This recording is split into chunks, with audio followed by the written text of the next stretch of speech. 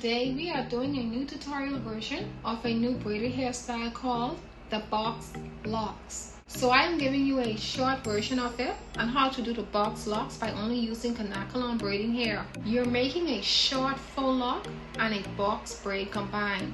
I'm using a 50-inch Ghana Kanaka braiding hair and the color of it is Peruvian blue. It is so gorgeous. This is my favorite color in the Ghana Kanaka braiding hair, and it ended up becoming my client's favorite color too once we were done. She really rocked it and she loved it so much. She had asked me to recommend a color for her besides black, and I had suggested it, and she said she really liked the pick. So I'm glad that I was such a big help to her. It is so good when you can offer to help your clients to choose if they can make up their minds. A client and stylist relationship in that way is a wonderful thing, because at the end of the day, your client should feel pleased, and I do my best to go above and beyond when it comes to their satisfaction of that style.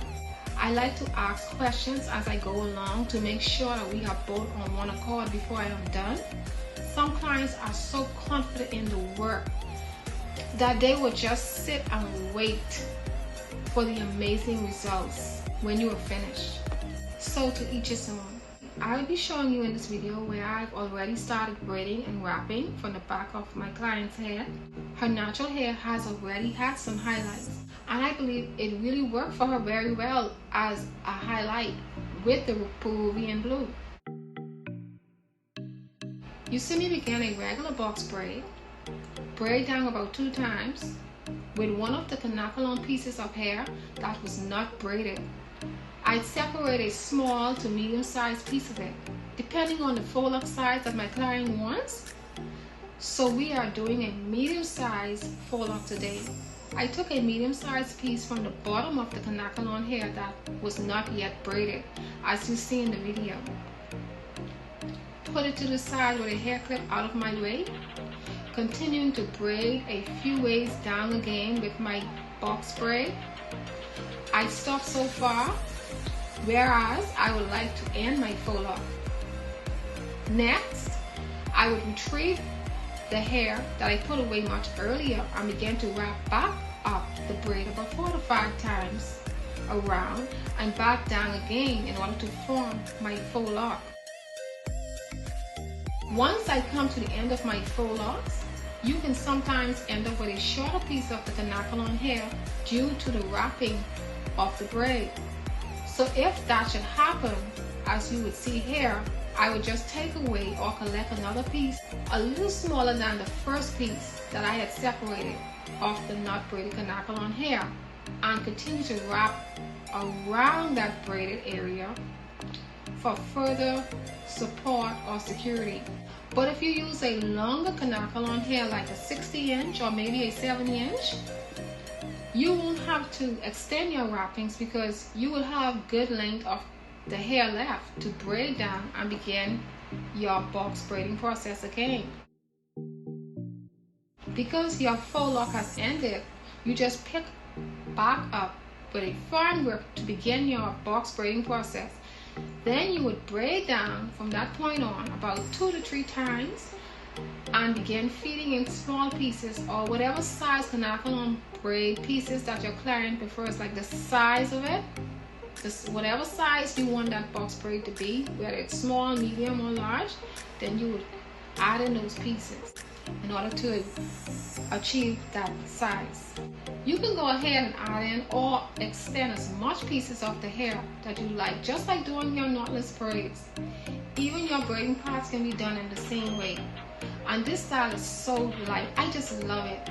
Another thing that I love about the box locks is that you can choose to wear it out straight at the ends, or you can even wear it curly if you want. Each way of wearing it is so beautiful.